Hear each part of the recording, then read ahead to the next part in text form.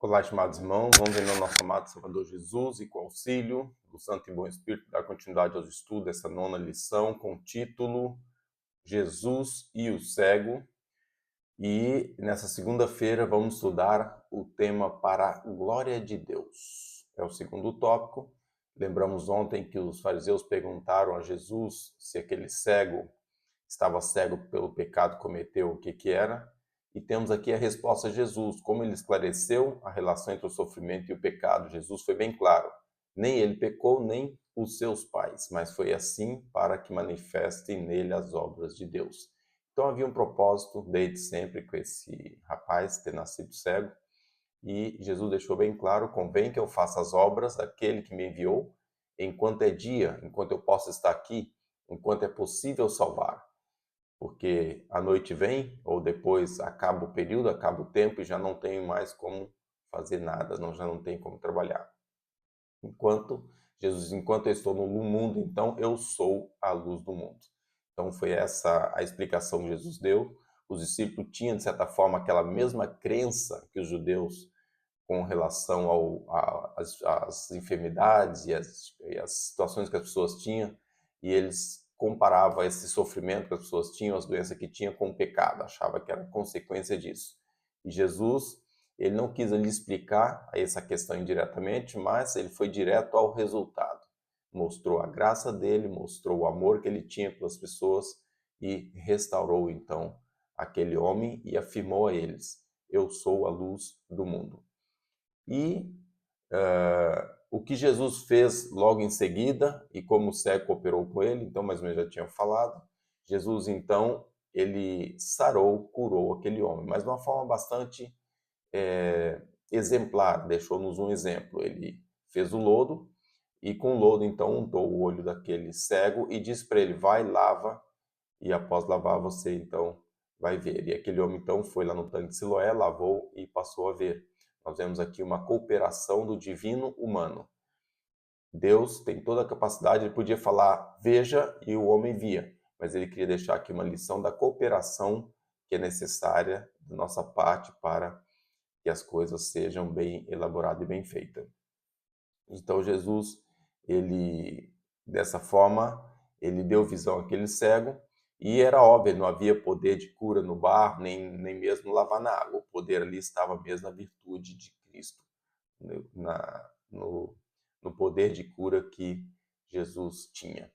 E depois pede aqui a descrição na pergunta C das várias reações que os vizinhos tiveram com aquele homem e a conversa que teve com aquelas pessoas. Uma pessoa que nasceu cega normalmente tem um rosto um pouco desfigurado, os olhos são fundos, né? Às vezes não tem ali uma boa aparência devido a essa cegueira. E quando aquele homem voltou, uma cura completa, uma cura feita por Jesus, imagina, todo restaurado, alguns questionaram se era ele ou não, porque até olhou para aquele e falou, não, se calhar não é ele, é parecido, mas não é ele. Não, outro dizia, não, eu acho que é ele, está vendo. E aquele homem foi bem claro, sim, sou eu. Eu fui curado. O homem chamado Jesus untou, fez um lodo com sua saliva, untou meus olhos, mandou lavar no tanque Siloé, e eu então fiquei curado. Então ele deixou bem claro que era ele e que ele estava curado pelo poder do homem chamado Jesus, que fez isso para ele. Então, essa história ela traz para nós um ensinamento interessante. Primeiro fator, as doenças claro, tudo é consequência do pecado. As doenças, enfermidade, é tudo consequência do pecado. E muitas das enfermidades é consequência de nossa atitude, nossos erros. Principalmente alimentar, os erros alimentares trazem muitas dificuldades, muita enfermidade. Mas devemos lembrar que não é punição do pecado. Então nós estamos debaixo da graça de Cristo e devemos lembrar que, como aconteceu com Jó, como aconteceu com outros durante o período da história, o pecado não é impingido vamos dizer assim, uma punição imediata ao pecado. Consequências dos nossos erros, sim, mas não punição divina do pecado. Então isso nós devemos ter noção, devemos evitar os julgamentos após ter esse conhecimento. O segundo fator é evitar o julgamento de outras pessoas, não imaginar que aquele irmão, aquela fulana, aquele ciclano, aquele familiar, nossa, a situação que ele está é Deus punindo ele. Vamos lembrar que não é assim, não. Deus fosse fazer isso, nós estávamos todos numa situação muito precária e ruim, porque nós todos somos pecadores, cada um na sua esfera, cada um nas suas falhas, cada um na sua... Cada pessoa tem um fraco, né, digamos assim, que o inimigo usa para fazer falhar, e todos nós pecamos, todos nós erramos. Então, dessa forma, não devemos fazer um julgamento das outras pessoas. E, além disso, devemos ter a concepção de que devemos buscar e agir com fé e misericórdia para com aquelas pessoas que estão em dificuldade, com aquelas pessoas que estão passando por situações precárias, estão doentes, estão enfermos, estão mesmo em erro, em pecado, devemos agir com dificuldade. E se nós tivermos um verdadeiro encontro com Cristo, o que vai acontecer conosco? Ele muda-nos, transforma-nos e até a nossa maneira de ser, a nossa maneira de ver e até a própria aparência nossa muda. As pessoas olham para nós e falam assim, nossa, você é um cristão, você é uma pessoa religiosa.